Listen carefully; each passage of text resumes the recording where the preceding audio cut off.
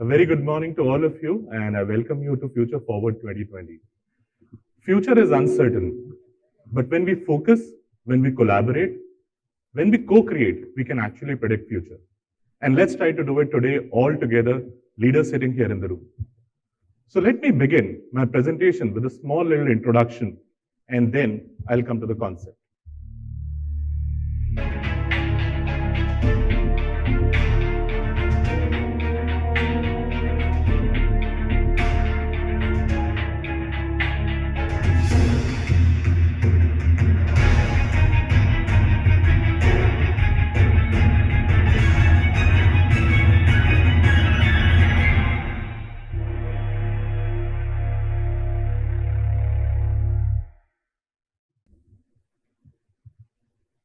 When we talk about future, there's something very, very uncertain, as I said about it. And we try to make uncertain certain. We need to look at certain concepts which either make us uncomfortable or which makes us comfortable. And these concepts actually come from the moments that you live or you expect you will be living in future. So when we go at work, most of the time, these transactions that we are doing, when we get up early in the morning, we don't know who we are going to meet today, right? Unless you have meeting scheduled. So when you get up, when you talk to your family, when you go and talk to your boss, or for that matter of fact, even when you are there transacting with the system, which is your computer, your HRIS, anything, there is a transaction that is happening. And while these transactions are happening, we tend to rate these transactions. Rate in terms of either 1 star or 5 star. And once we start rating these transactions, it's pretty natural and obvious that these transactions then form a perception. And we obviously have very, very good perception or bad perception about certain things. In certain manners, we don't even have any perception. It's just a transaction that happened and it just goes away. So when we start transacting next time, we look at, was that actually worth when I invested my time for it? And when you start looking at, is that worth? And that exactly happens even in office when we go every day. Is it a worth organization that I'm going to work for? Am I enjoying my work? Is it every day that I have to go like this? And these moments then start either loading over you or they start making you feel better. So it's very difficult to identify which are these moments which make all the difference in your life. And these are those moments which matters the most for anybody, believe you me. It's bottom end of the pyramid or for a leader. These moments either make or break their experience at work. And these moments, what do we actually look at? We look at, in these moments, am I treated equal? Do I have an equity? And all the E's that you see in the bottom line, those all are the attributes that you look in these transactions. And most important, I'd like to quote here, even if you exit, that means even when the transaction is getting closed, are you still treated with respect or not? Or are you still getting that experience or not? And if you are not, believe you me, there is a challenge. And why we don't get it, and specifically in HR, we have, we talk so much about employee experience that matters to our people. Why this all is happening? I'm going to share a little bit of story, but before that, when we create these moments, we actually all the time say people first and employees first. I have a small little story to narrate and share with all of you. And I'm taking you a little back in time, in era, in 1970s, a time when industrialization was its peak. And bear with me for the story, but I'm sure you will love it by the end of it. So in 1970s, if you look at it, most of the corporations started going global. Production was at its peak. They were finding it extremely difficult to take better decisions for business because of issues related to cost, supply chain, so on and so forth. 70s to 80, there is a beautiful concept that emerged, and that was also the time when large IT companies emerged in this area called as ERP, Enterprise Resource Planning. We all know that very well. And the ERP, the entire concept revolved around finance, manufacturing, supply chain, business intelligence, and data management. But it didn't have a very critical aspect called as people. And if you look back, there was no HR system at that point of time. But when they built this model and they were taking decisions, a very important asset was neglected. That is human resource or people. And this particular asset, which has been called as asset, actually contributed anywhere in between, say 10-12% to even 60-70% as a part of their cost and it was completely ignored. So then some intelligent person realized that, wow, I'm actually doing a cost calculation here, but how do I treat this particular asset? And we all always call people as asset.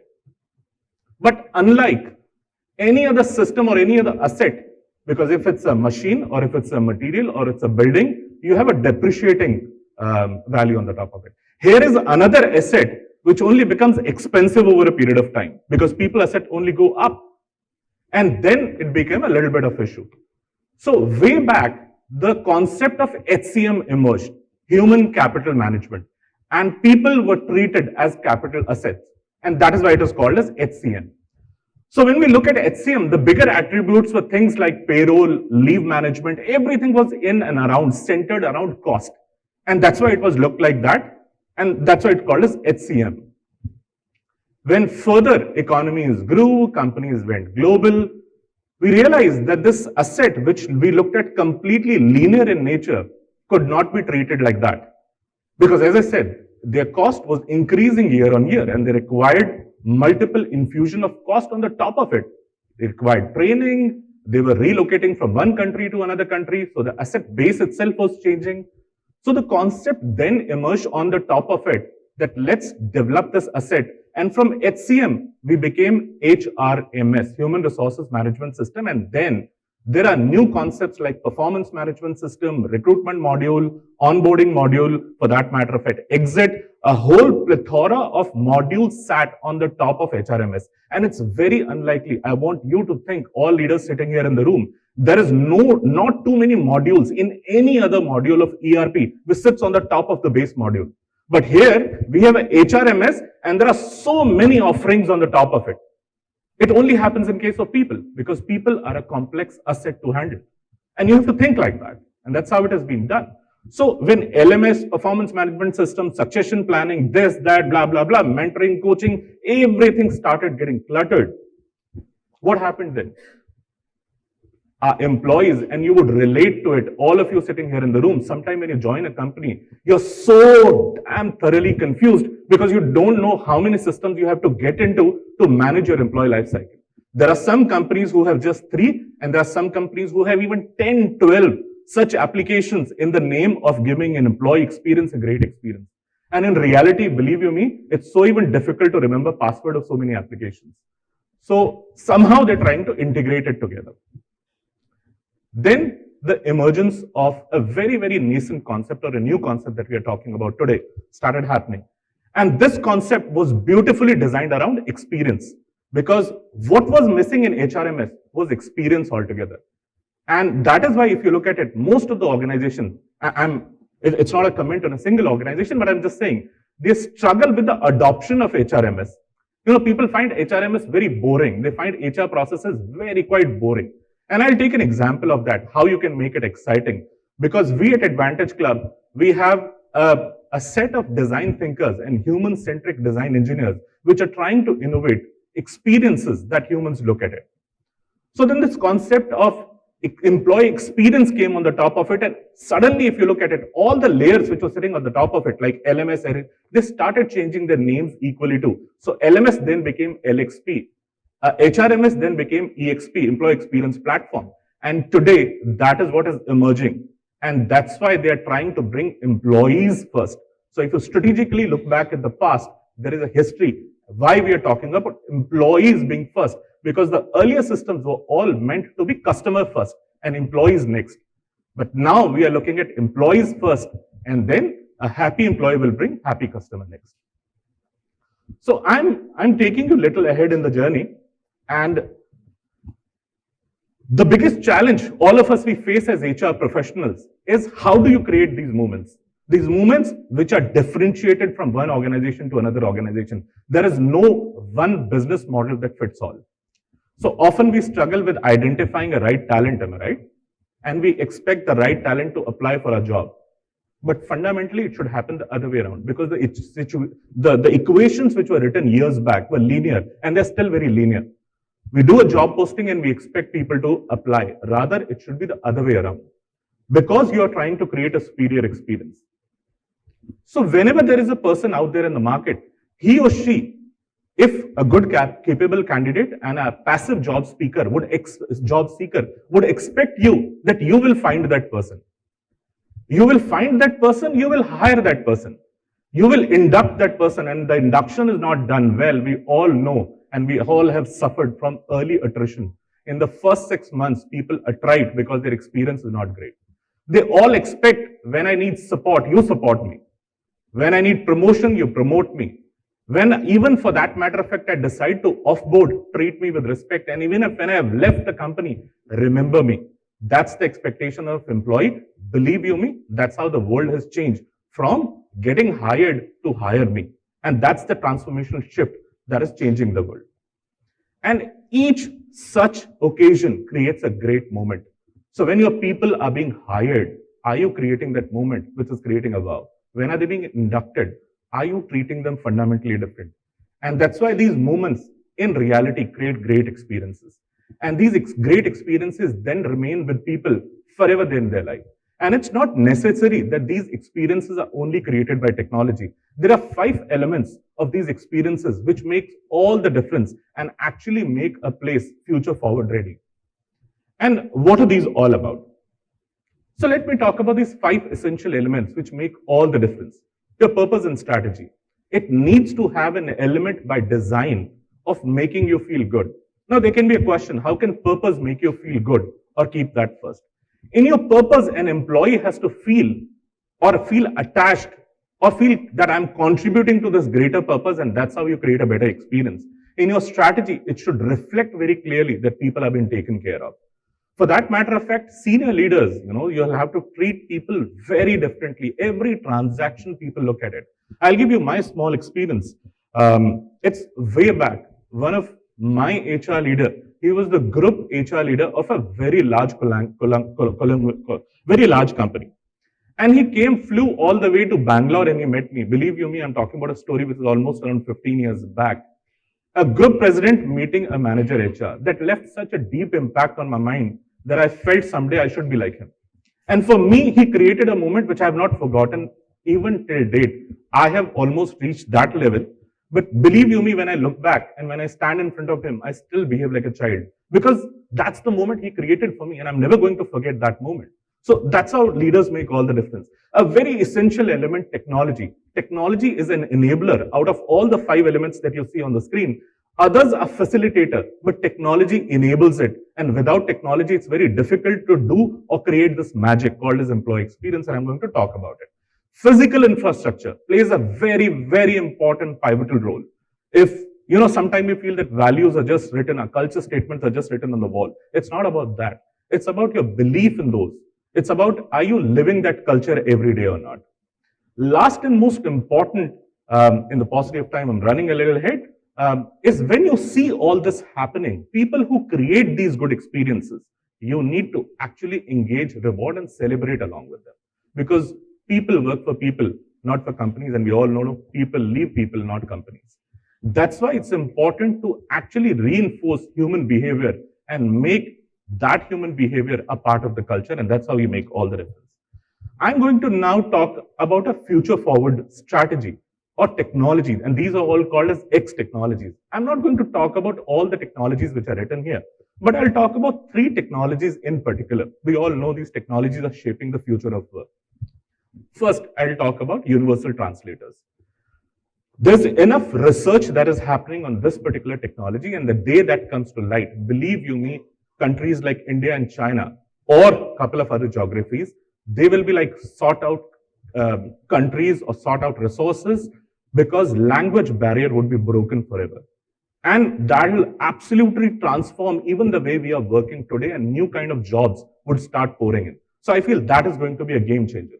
The second one, I'll talk about hybrids. Hybrids are happening everywhere, in every fashion if you look at it. We are not realizing it, but technology is changing our life in a very subtle manner everywhere. And I'll start with one small. We remember in age-old era, there was to be only one full-time job. Then from full-time job, we realized there is something called the part-time, contractors, retainers, and now there's gig economy. A complete hybrid which exists in front of us. The second, we look at it, cars. I never ever in my life had imagined there will be a EV driven cars. Just 3 years back, let me take you back. I don't know how many of you even imagined 3 years back there'll be so many EVs on the road. But today we see that. Look at currency. I never imagined in my life there'll be something called as Bitcoin. Never, ever. And I never felt the need of it. And who knows, tomorrow we will be paid in Bitcoins or some other coin. And that's how these technologies are changing and absolutely creating a great experience. So what I'm saying is the future is going to be for hybrid. Be prepared for it as a leader. And the last one I'm going to talk about is human-computer interface. Human-computer interfaces are those interfaces which are even disrupting the mobile market, which is the handheld devices. These are devices like your watches, these are devices like your Google glasses or something like that. Because these devices are then going to make even VR come into reality, which is virtual reality. Even things which you cannot imagine, they will make it real for you. And I think these three technologies are going to really shape the future of work. Other than many other technologies, and I'm not denying the fact that other technologies would actually create a bedrock for many other technologies sitting here and listed here to be working. Now, I'm going back slightly on the concept of how technology is actually disrupting work. And they're disrupting in all the fields that you can see here, very clearly culled out. I'll be very happy to know if I have missed any field, but if you look at it everywhere, it is disrupting the space. Starting from even talent acquisition, if you go till last, reward and recognition. And I'll share with you how reward and recognition technology is also disrupting the whole market, but this is what is happening. And I'm going to take example of HRIS here. Our transactions are very, very linear even in nature. We are calling ourselves that we are future ready. Are we actually future ready? Let me ask you, all of you I'm sure has some point of time have applied for leaves in your life, am I right? And when you apply for leaves, it is expected because it is compliance that you have to apply leave on a system that is there. Now, whichever HRMS or HRIS that you're using, you have to go there and apply. Least is you have to go and apply and write a mail to your boss, whatever it is. So when you go and apply for leave, what a boring transaction it is, but we all do it. And we say that we're giving employees an experience. Can we make it better? Can we make this equation, which is just linear, multidimensional? And let me make you think a little beyond that. How can you make a small transaction very interesting? And that's what we do at Advantage Club. Our human-centered design engineers look at every transaction that you do and try to make it better. So let me tell you how this can change when you apply for leave. When you apply for leave, this can fundamentally become very different. That when you apply for leave, you're applying for a purpose, am I right? Can it take you to a portal or can it take you to an option where it tells you, are you going to travel during this time? Can I book a ticket for you? If you're going to travel locally, can I book a cab for you? If you're going to go out for a movie, can I book a movie for you and can get you in return great perks and benefits? For that matter of fact, if you need a concierge service, I'm there to help you. A small boring transaction can create a great experience in employee mind. And for that matter of fact, I may not choose for any of those options that are given to me and I still apply for plain leave. But can it become multidimensional and can create that wow that employee expects that if I'm applying for leave, I'm not doing a crime, but my employer is actually going way and beyond and creating an experience for me where I not only save money, but he or she cares for my well-being. I'm going to take two more examples on how do you fundamentally change this experience, and that is called as Experience Plus. A small little example, again, because we all expect there is a limitation, am I right? We are bound by policies, we cannot do this, we can do this. Limitations are fallacies. That's what we live in, and we have to break that. I'm going to take another small example of how do you create these experiences. The day is not very far away because we're talking about meta, am I right? And if I've obviously given money and resources. For my dream organization, I'd like to create a career lounge. A lounge where people who are interested in me would come to my metaverse and look at what and how do I am making a difference. I'm going to take example of a small pharmaceutical company. It can be any company for that matter of fact. Their job is not to make medicines. They're in the business of saving lives. So that's how you fundamentally change when people look at jobs. And create career lounges. And I'm sure I can visualize it in the time coming ahead. When people will create this career lounge where people from colleges, freshers would go in these virtual lounges and look at how my life is going to be when I'm going to join this corporate. How will I make a difference? And that's how things are going to be. There is another example that I'll take because it's been well talked about in last 2 years since pandemic has happened, which is well-being. Am I right? We have so many platforms that exist, and well-being from social, financial, every aspect of it has been looked into.